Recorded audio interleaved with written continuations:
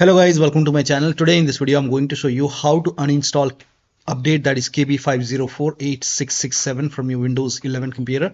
Now let me inform you, uninstalling Windows update is not recommended, but after installing this update, if you're facing like problems on your computer and if you want to uninstall it, still want to uninstall it, then you can just open Windows settings, and then once you open Windows settings, go to Windows update and then go to update history, and then scroll down. At the bottom here you can see uninstall updates.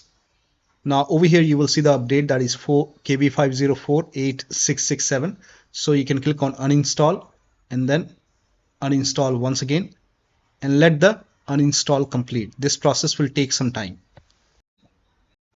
Now once the uninstall is complete, restart your computer. Restart is a must. After this, make sure that you restart your computer, and after the system restart, you have to open Windows settings once again, go to Windows update, and immediately you have to pause the update because it will install the update once again. So to pause the update, you have an option. You can pause it for 1 week or 2 weeks or 3 weeks, 4 weeks.